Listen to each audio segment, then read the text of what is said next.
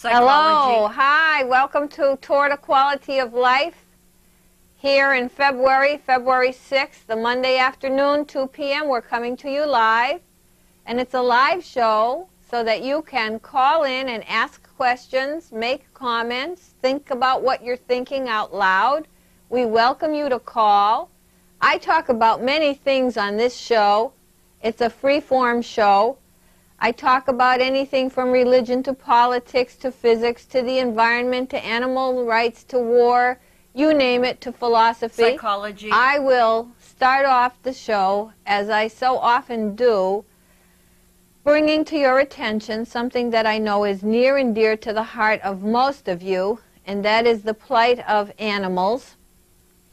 And last night I was at a store and I saw a beautiful little doggy with all his tags, fortunately, on his collar, left there apparently just left there forever when there were no more people in the parking lot, no more people in the store, and the poor doggy was still tied up and shivering and yelping and knew he was in trouble.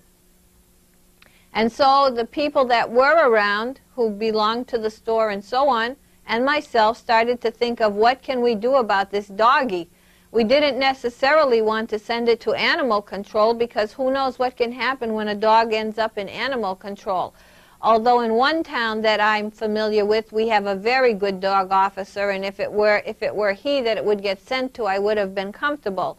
But this wasn't necessarily what would happen.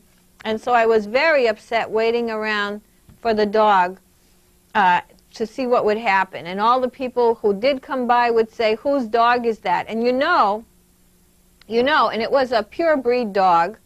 And you know that if you leave your dog outside unattended, sooner or later somebody's going to come by and take that dog.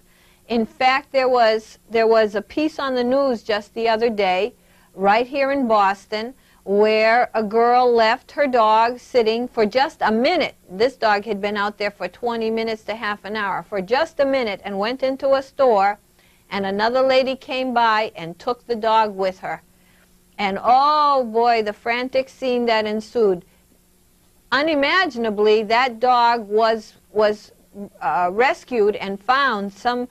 The girl put posters up all over the place, and neighbors reported they had seen someone in their neighborhood walking a similar kind of dog. And so fortunately for the dog and the girl, she got her dog back. So I say this as a warning to you that if you do have a dog, don't leave a dog in this day and age just leashed up somewhere in public. The chances are so great that someone will walk away with it. And the chances are also so great that people can be mean. They can pick up an animal and be mean to that animal. That animal can end up in a laboratory. It's not safe in today's world to be anonymously leaving dogs tied up in public spaces. And people will even be mean to them as they sit at the public space. Kick them, spit at them, or pinch them. So please, realize that you cannot be leaving dogs tied up in public any more than you can be leaving children in public. And these dogs we're referring to were pedigree dogs, and as such, of course, cost a lot of money and are a special kind of business enterprise for people to be involved in and get their dogs from. But I also would like to say that if you do get a dog, please get a dog from the animal shelter. Please get a dog from a pound. Please get a dog, a beautiful dog, a wonderful dog that is waiting to be your friend, especially because you rescue it. Please don't go and pay a lot of money for pedigree dogs. Get a wonderful dog that'll serve you so well from the animal shelters wherever you live. Please, please. And same thing goes for if you can't have children. Sooner than going through extreme rates of procedures and behavior and medical interventions to jump over hoops and try to get pregnant, please look into, if you're of the means to be able to do that, then perhaps you're of the means to be able to adopt. Adopt children, please. Adopt all these so-called wasted creatures that feel like you or I just out there wishing they could be in a home with somebody. So please get your animals from the pound. And before you ever do get an animal of whatever sort, from wherever, make sure that you're going to be able to take care of that animal, that it's not just a passing trend, it's not just a Christmas gift for the kids, it's not something wherein you'll be moving and have to give away. Make sure that you're making a commitment, and that by taking that animal, you'd be bonding with that animal and having that animal for the rest of your life, come hell or high water. So please. And, you know, animal veterinarian bills are highly expensive. The shots are expensive. Spaying them is expensive. There are programs for low-income people to be able to get their spaying even free, I think even for elderly people and so on. So you can look into those programs. And then once animals do get sick beyond easy recovery and they need tremendous medical interventions, well, that may be okay, that they would die a natural death or have to be euthanized on the basis of being so ill and having no recourse except complicated and terrifically expensive medical procedures. However, animal groups recommend that people carry insurance for those which is costly for if you can afford it. But I say better to give a loving home to an animal through thick and through thin and take care of at least all the minor things that can happen to an animal, barring anything major that would put you in hock to the tune of several $1,000s at an animal hospital. So please help animals. Please help them. And when you see them running around in your yard and so on, call animal control to have them spayed, like if you see feral cats or feral dogs, so that they won't be making more unwanted babies out there having a very tough time of it indeed. Another one of the bugaboos that I always bring up when I'm doing this show is war. War, what is it good for? Absolutely nothing. And we are in a war that we inflicted on a country out of our own volition, sort of out of the blue in a sense. We went ahead and placed ourselves in a country about which we had very little knowledge, with which we had very little familiarity, to say the least of the religious chasm between the way that society is run and our society and European societies are run, to say the least of the heritage chasm of a society that's 4,000 years old versus one that is a couple of hundred years old or so, and one that still goes according to traditional ways of being to a great extent, versus one that is hooked up and wired all over the place and is a new kind of phenomenon altogether. And so there we are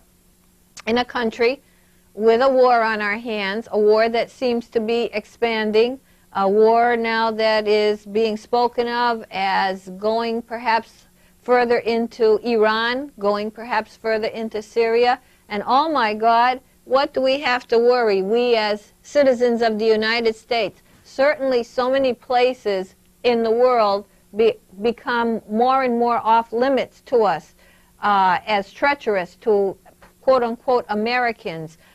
Countries like Indonesia, countries like Thailand, countries like India.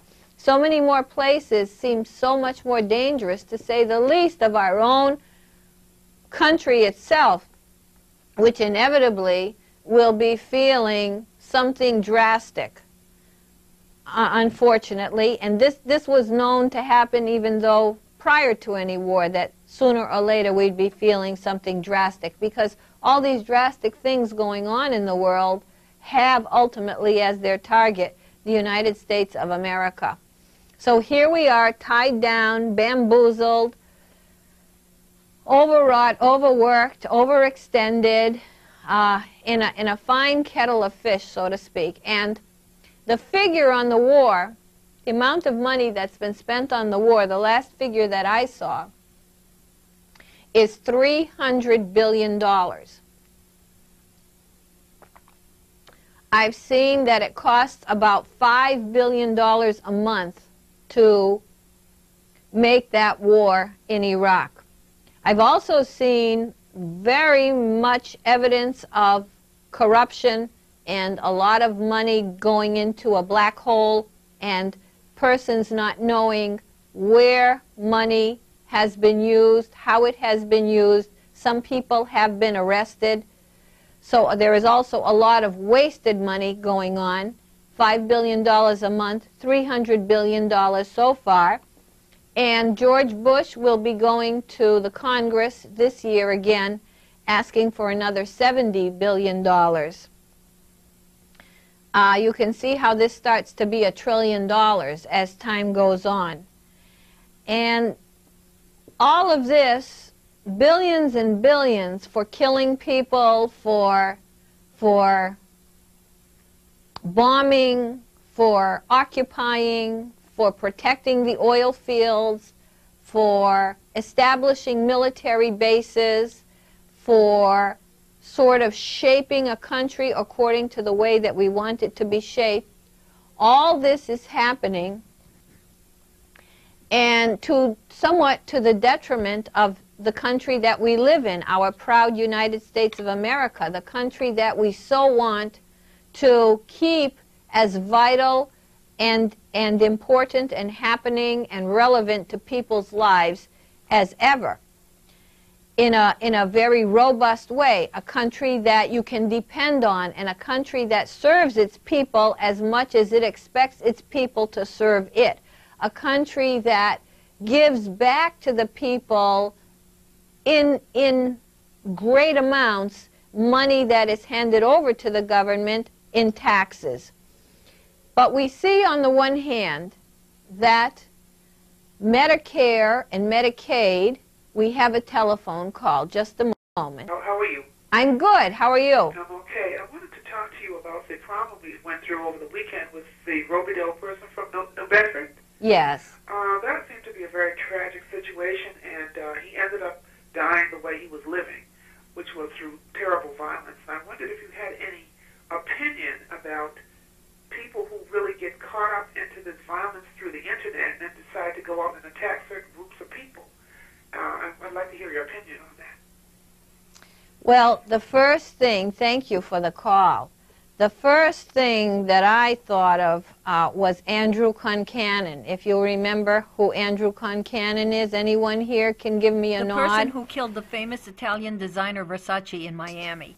One of the most adventuresome in fantasy, completely unstable, mentally unwell, delusional, one of the most adventuresome, riding a wave of such total delusion, there was practically no reality that stood in his way of how he jaunted about and killed people. You've never seen the likes of Andrew Concannon. And when I heard about this Robidoux fellow, I thought of Andrew Concannon. Because even the most insane killers,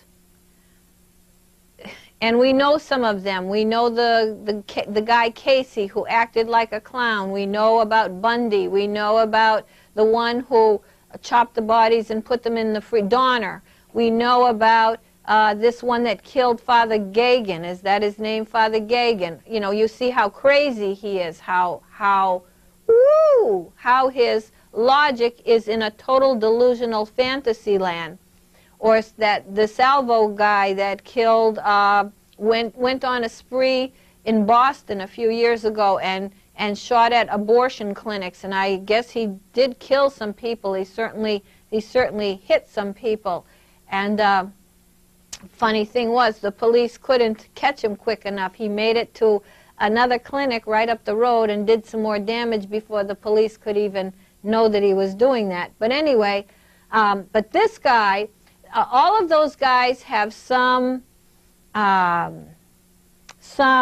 strictures, some guidelines, even in their delusions, some ways of planning what they're going to do.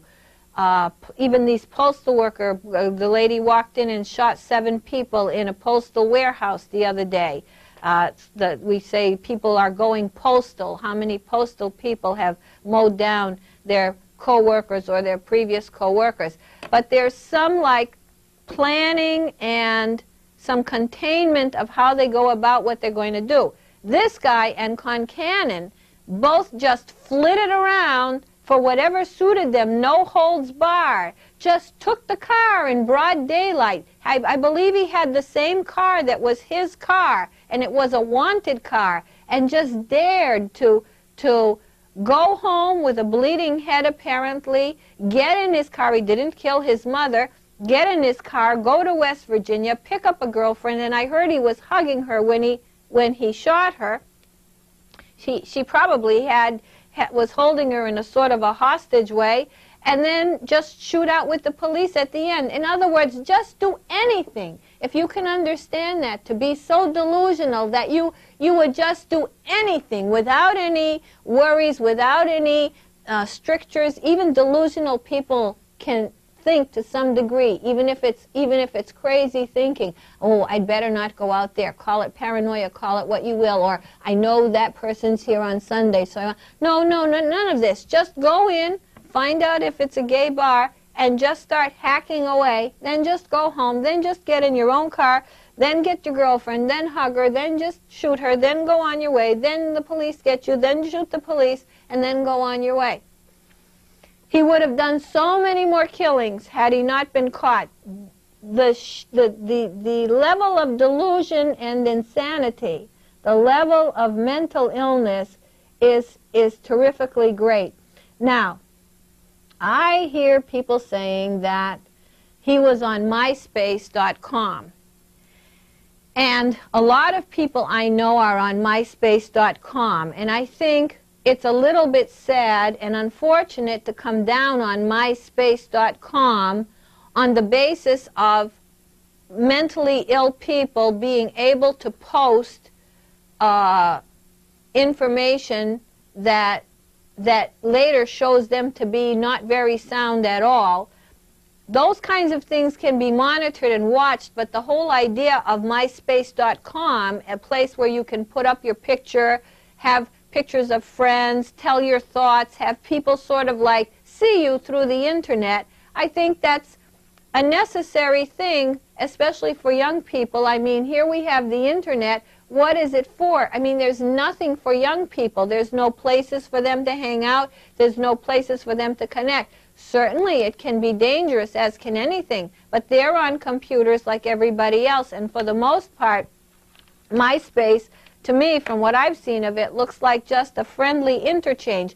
Colleges, in fact, have the equivalent of MySpace, where within college networks, people can put up their picture and their likes and tell about themselves and show themselves on a trip, show who their family is, show the family dogs, show who their friends are, and that's what MySpace is all about. Now, in this particular case, the person apparently liked Nazi material and had Nazi material, and apparently had said that devastation and destruction were his favorite things to do.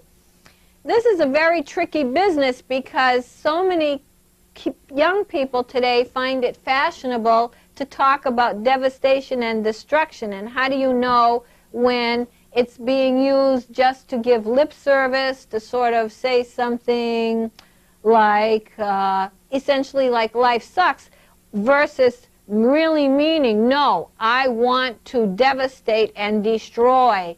I have guns and I am willing to go out and kill.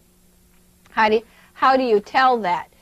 Well, of course, if we look into who's going to be to blame here, the curious thing is the couple of friends that I saw on television who knew him were crying and said this is not the person that they knew. And this is probably true, that he seemed to be a nice person and a good person. So he could have been leading some kind of double fantasy life, and for some reason a straw broke the camel's back and he became totally sort of insane, if you will, for lack of a better word. He went into complete delusion. He might have been on the borderline of it, you know, or had a private life of it, and then some stresses happened in life, whatever they were, we don't know, and it becomes full blown. So it's hard to say from what we know. Of course, if he's liking Nazi materials, and if he's considering himself a neo-Nazi, that would be a warning sign, I would presume, that if someone's on the internet showing themselves to be a Nazi and a neo-Nazi and saying that they like, I presume, what Hitler did, and then saying that they're into devastation and destruction, you might be able to put that together. You might very well suspect that this is something that should be looked into. This is potentially very dangerous. It is dangerous that even if anyone isn't thinking that per se at the moment to do something, even that they like that in their head, they're on the wrong path, and they're in a very dangerous mindset. They're in a mindset that should have some intervention. So how do we have intervention? I mean, the school misses it, the mother misses it. Now I wonder about the mother. The mother said that her son came home with bleeding from his head and then left. I wonder if she called the authorities right away when she saw that. I wonder if it occurred to her I don't know how bad the bleeding was. Was it a little blood? Was it a big wound? But if it were a big wound, and if he came in and walked like nothing's wrong, or that something's wrong and he's leaving, and he doesn't say to her, look at this, or she doesn't care to look at it, well, then we know we've got some bigger problems, that the apple doesn't fall far from the tree, and that the mother isn't paying very much attention to what the child is doing. When it was the matter of Columbine, those parents apparently weren't paying very much attention to what the child was doing. They had all that ammunition, they had all that stuff on the internet.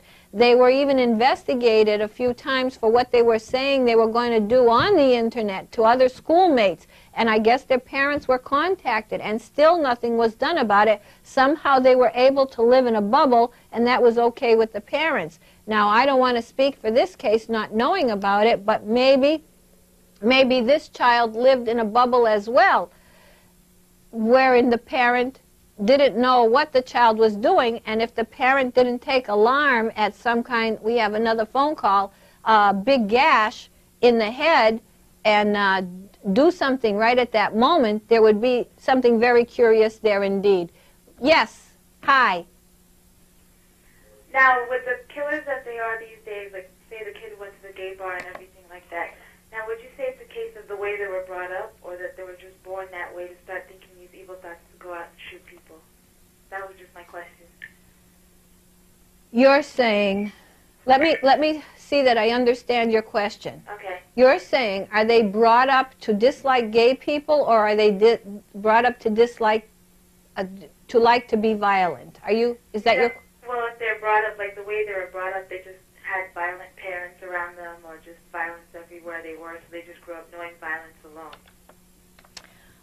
Okay, I get your question. Okay. Well, thank you for that question. That's an interesting question. Look, I don't know if you have children. Certainly some of us do. And even if we don't, we are bombarded by violence. If you go to any big money-making movie these days, it is nothing but violence. If you turn on the television and try to get something other than a sitcom, it is absolutely nothing but violence, and it is violence presented to you in the most egregious, twisted, pernicious ways the human devilish mind can devise. So violence is a way of life, and we don't even show the war in Iraq, which would really show us the violence. We don't show the shrapnel bodies to show the violence. But the violence saturates our culture. It's like a quilt of the nation. Violence is everywhere. Now, kids are brought up on violence. They're brought up on the violence in video games that have them kill people and make them dead, and then kill them for extra measure and get extra points, and kill hookers and kill whores and kill women and kill probably babies. Who knows? But killing, and violence, and new ways to do it, mean ways to do it, and all these futuristic shows that are on TV about violence have so much violence, and everybody's deceiving everybody, and everybody's treacherous, and everybody's, getting their heads cut off or stabbed in the back or whatever. So, not everybody, and I'm against that violence. Personally, I don't care for it. A lot of people do. I mean, I heard a conservative talk show host seriously talk on the radio. He had seen, I forgot the name of it. Was it Crash? He saw he loved it. He said that violence was so great, and he loved when the guy said to him, okay, then help me with this and I'll let you go. The guy helped him with it, and then he took the gun and he blew him to smithereens. He loved that. He loved that. This was a real talk show host, loving that kind of twisted, pernicious violence. So it's all around us, and we all don't go out and do what the postal worker did, or the Columbine kids did, or this guy here that we're talking about. I forgot his name, the one from New Bedford. So, but can that contribute? Well, let's look at some other factors. If in the home the mother and father are not paying very much attention to the children, or if they don't give the child any sense of security and any sense of selfhood and any sense of worthiness, of acknowledging the child, of knowing the child is there, of watching the child grow, of making sure that they're guiding the child, seeing what's happening all the time, taking very good care, giving some liberty to the child, but watching as they let him go in larger areas away from their personal supervision, but never failing to supervise and to, in a sense, reward, prompt the child, know the child exists, be happy for when things happen good, be commiserate when things happen bad, and be compassionate when compassion is needed, and give the proper guidance when something goes awry. Be right there to be giving the guidance constantly. Is that going on when these children grow up that way? Likely not. The chance of that kind of parenting going on and that kind of necessary attention to the child going on when the young people grow up to do these violent things, that kind of attention is probably not there. You put together a lonely, maybe even bashed child, maybe even you take Tanya Harding, the former very well-known skater who was in the scandal with Nancy Kerrigan. She always talked about how her mother hit her if she didn't do well, pushed her in skating, criticized her, was alcoholic, and when she'd call her to say, "Hi, Mom," and tell her something, she'd get criticized. She'd never say, "Oh, hi, thanks for calling me." She just got criticized, abused, hit, according to her story, and I think there are things to back it up. And look what a difficult life she's had, how many wrong pathways she has gone down, how many mismatched liaisons she has had with different people, and how hard it's been for her to struggle through making it with that kind of a beginning and that kind of a comeuppance, if you will. So you put that together. We were talking about foster children last week. You start out with a foster child going from home to home and not knowing which end is up, taking whatever food is given it,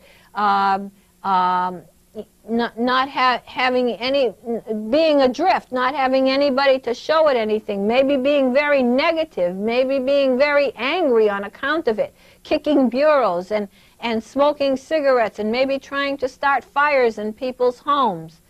You put that together with violence and a violent stimulation, and if the person goes off because of their very vulnerable upbringing, they will go off with the very nearest thing that is all around us every moment of the day, violence, this kind of violence. And you know, we're going to see more and more of this violence. And the other thing is, as there are less communal ways, as we're more anonymous with each other. This guy had a couple of friends, which is very unusual. But as we're more anonymous, and as these kids are lonely, so many young people out there are walking around in their own head. They don't have skills to talk. They don't really have someone to talk. They don't have somebody that cared about them, not really cared about them. A lot of parents care about their kids in theory, in the abstract. Like, if something happened to the child, they would be devastated, they'd be guilty, they'd be crying, they'd want you know, the child to be okay or get well or whatever. But if they don't have the real parenting, if they're basically ignored, or worse yet, bashed around or criticized constantly, or just thought of as a hassle, or spoken to in vulgar ways, and they develop, they're lopsided. They don't have a full rounded sense of who they are. They don't have anyone to reflect off of. They don't have a sense of empathy because no one gave them empathy. When you see kids do cold-blooded things, they do cold-blooded things because no one ever came to their face and went coochie coochie coo. No one ever said, oh, for real, let's fix. No one ever did that. So why the hell should they be doing it to somebody else? It means nothing. And almost sometimes they want to perpetrate it more because they're angry that they either they're totally cold to it, like terrorists. They're totally cold. It means nothing one way or another. Or they're cold and they want to do these things out of anger to give to others what was gotten to them, or as a means to get by, survive, whichever way they know. So yeah, just the violence alone, and I think it should be removed. It is not going to be removed. I think the violence is totally ridiculous. I think that scientists having to study it to figure out if it's having an effect on children, and they do find out that the young people are more aggressive after they watch an aggressive movie. And then you have Jack Valenti and other Hollywood representatives coming and saying, oh, we're going to put on this rating and that rating, sidestepping. They just had a hearing in Congress. And when I ever listened to the things that were being proposed out of Hollywood of how to work on the problem of violence in children, it was essentially a lot of gobbledygook, and those kinds of films are going to continue to go on. Or music videos with violence. Violence, violence, violence. So does it have an effect on you that everything you're thinking and eating, especially from when you're a young child, is all this violent stuff, all this perverted stuff, and then when you put it together with an ill-formed personality, a child that's basically inside itself, and I'm going to take that call in 1 second, living in its own mind, and if you live in your own mind, off you go, off you go. Hello. Hello. Hi, my name is Sandra, and I was wondering, psychologically, if an individual, like you said, is brought up in extreme situations of abuse, outside influences, music, television, radio, whatever the case is, okay, do you believe that within themselves, though they carry out these type of extreme circumstances, that they know the difference between right and wrong? So you're saying even if a child is abused, let's say physically abused, pushed around, right, beaten up, And they're also subject to video games and gangs on the street and the TV stuff that's just full of this crap. Yeah. You're saying if they do go do something violent, do they not know that it's right or wrong? Right. Okay, great question. Let me see about answering that. Let's take, for a matter of an example, terrorism. The terrorism that we call terrorism, of suicide bombers and so on. Right. They, most time, I would think, feel no problem with the rightness or wrongness of it, and in fact feel that it's right. And they might even feel great. They might even feel morally justified that this is the right thing to do. They feel closer to God. They feel they're doing God's will to do violence to people, including to small babies, including to babies that might be of the same religion, but maybe not of the same sect. They feel close to God. So people can feel right to do violence. People can also feel, I think a lot of so-called criminals that are true criminals that really, do hurtful things to people without a second thought, I think do not necessarily go home and wring their hands and say, gee, I shouldn't have done it. In great part, I think very many of them do not beat their breast, feel like going to confession, or worry before God what's happened to them. Take, for example, people who have worked as hitmen for the mafia, and their job, literally, is to kill people when they're called upon to do so. And otherwise, they wear nice suits, eat nice meals, they'll come and have a nice meal when they're done, travel around, live good lives, get good money for what they do, and mostly probably don't feel any regret. Now, it's possible that some people somehow, like when you hear these stories, when they go to prison after they've killed somebody or something in cold blood, and I think we had the example of that recently, of that person in California about whom the debate was of whether he should be put to death. He had a turnaround in his consciousness of how he feels about what he did.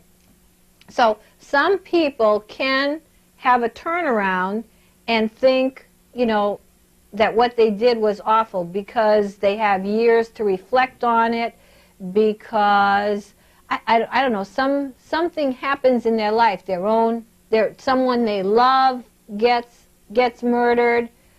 Something might strike them and make them start to think that maybe this is wrong. Of course, a lot of times they get religion, so-called, as a substitute, and they become fanatic about that. But no, I think like the Columbine kids, I can't be sure they're dead. I don't know them. I don't think they would be one worrying about having been possibly wrong. Maybe not for decades to come as they sat in a prison cell, maybe, with some kinds of intervention and change of life experience.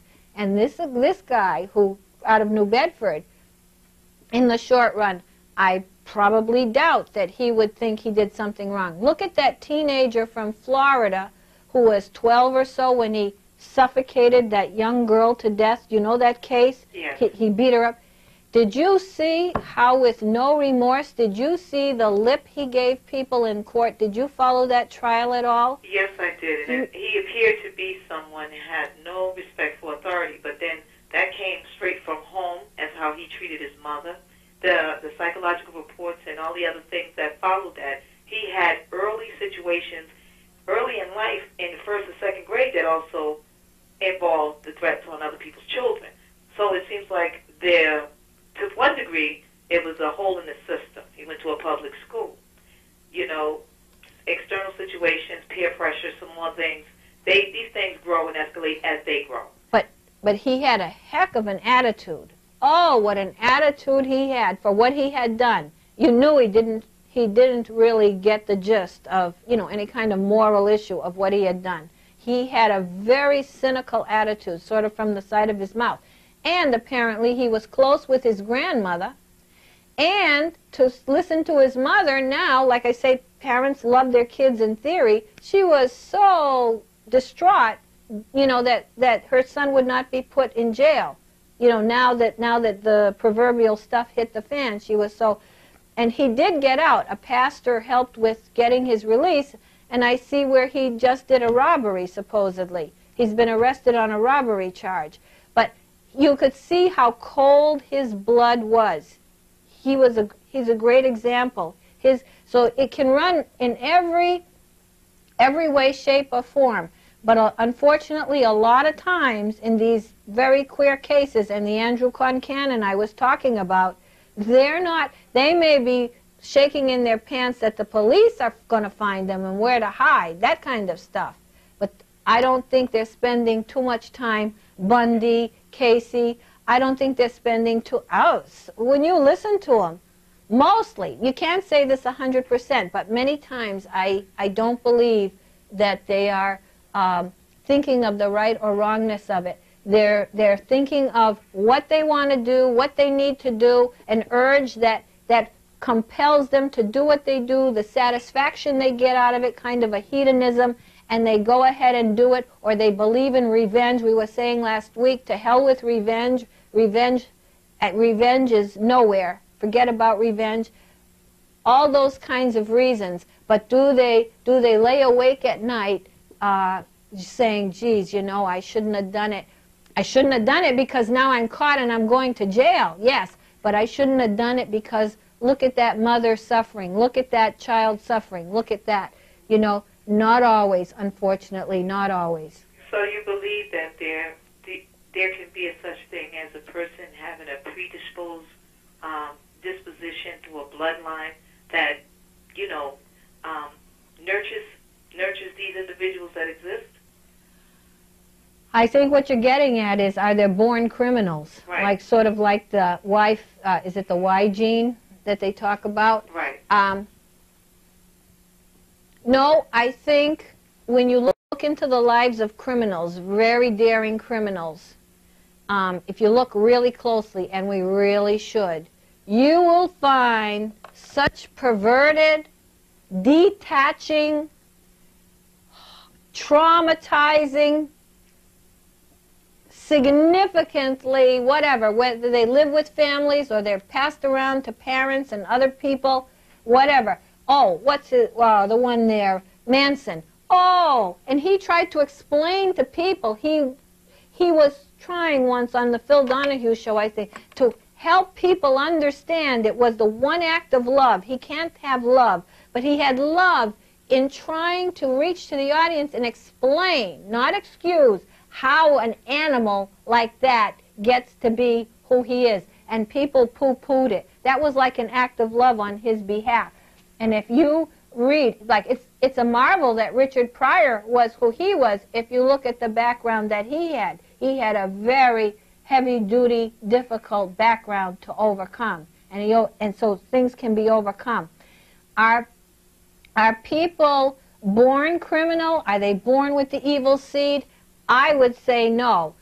If you really look at the hot, cold way their parents blow from day one, you can see the makings, and we don't all have the temperament, I don't, to stand up in spite of all these adversities and rise above them. Most of us that rise above and know right and wrong have parents watching us, to some degree loving us, even if with strictness, like Jesse Jackson's parents, mother telling him, you're going to be great, Jesse, you're going to be great, fostering him, promoting him, telling him these kinds of things, supervising, making sure he's where he should be at the appointed hour, making sure he's eating, taking care of his wounds, not slapping him across the face, etc. Nobody has nirvana. But no, I don't believe in the innate criminal, but I do believe in life circumstances that are brutally predisposing you know, most likely the pathway to cold-blooded terror, for lack of a better word. And I'll say this, and we're out of time, I'll say one more thing, that by the reverse of this, when we talk about murderers, like the Columbine people, like this guy from New Bedford, like Donner and all those, the idea that they could be in prison and get rehabilitated, I say no. Mainly because in practical terms, you cannot rehabilitate people in the way that our rehab works. Prison is not a rehab place.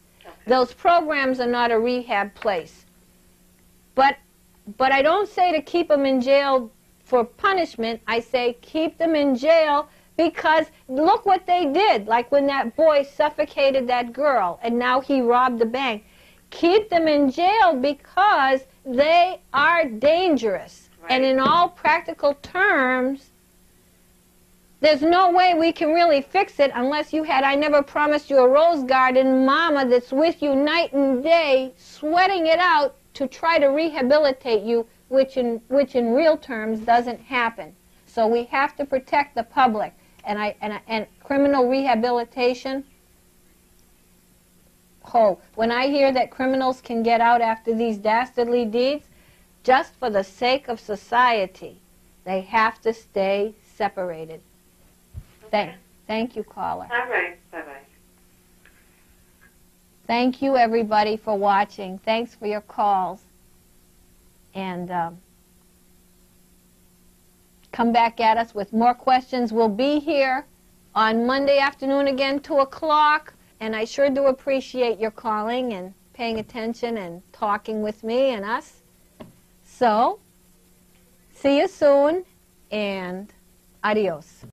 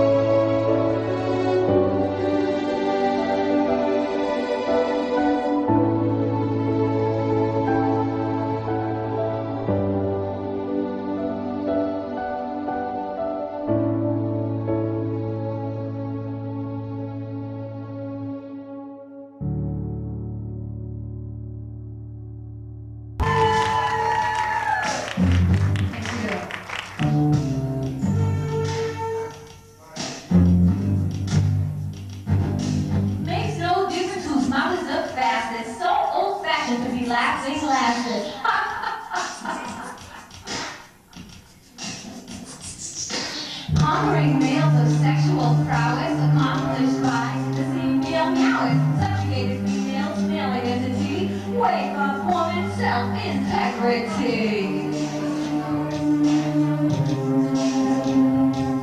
The youth movement, the moment is you, youth movement, the moment is you, yeah, Boston movement, the moment is you, Somerville movement, the moment is you, yeah, Boston movement, the moment is you, Roxbury youth movement, the moment is you, yeah, everybody together, the moment is you, yeah, you.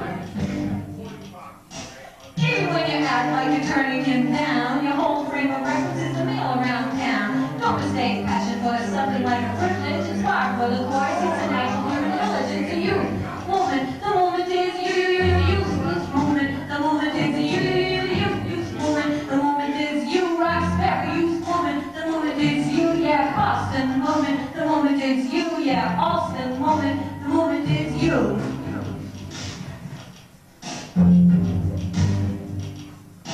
Bullshit may have spoken for the grandmaster flash. Money is the only thing to save your ass. Bullshit could have spoken for the treacherous street. Money is the way to get to be. Glue yourself to sports, support the as you know. You'll be getting better as you sit on your toe. You want to project in our world as a whole. Knowing more than what you know is excellent goal. Sniffing and searching, learning all kinds of things. How to plant a garden, how the telephone rings. What is statistics? Can you judge if it's true? Can you be aware of what might happen to you? What about the art of law and deadly radiation? It takes a lifetime to get an education. Poodles around you, you got a good chance to be a victim of your own ignorance. You gonna take a chance on your circumstance?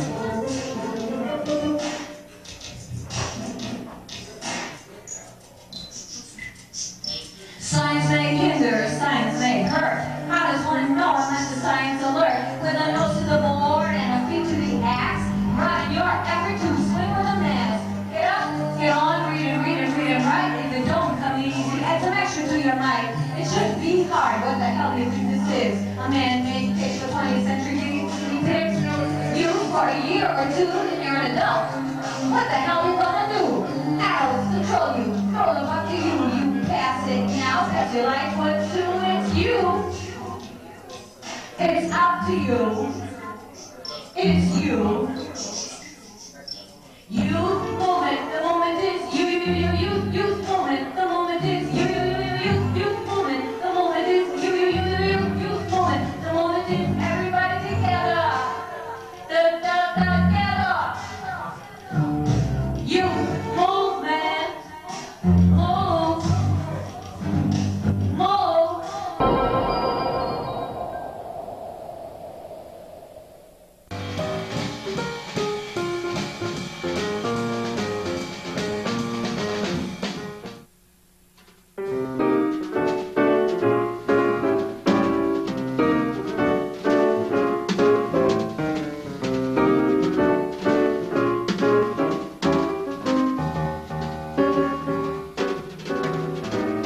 Here I go again.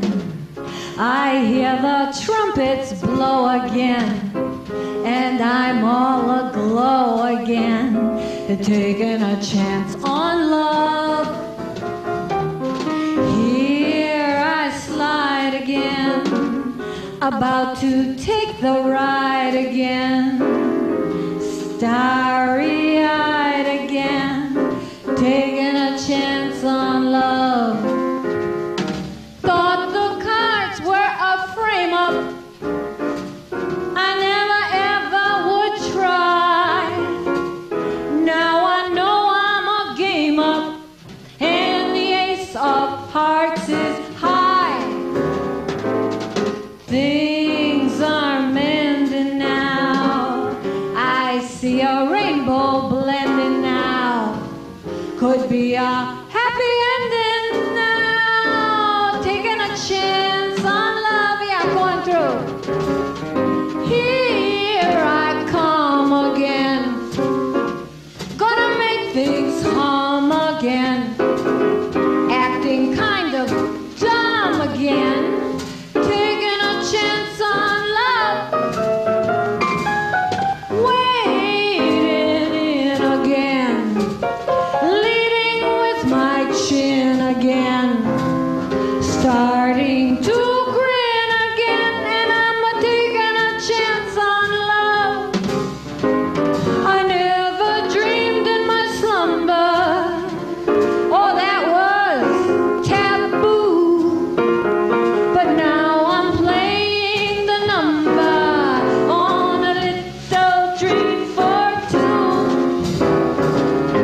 wading in again. I'm leading with my chin again. I think I might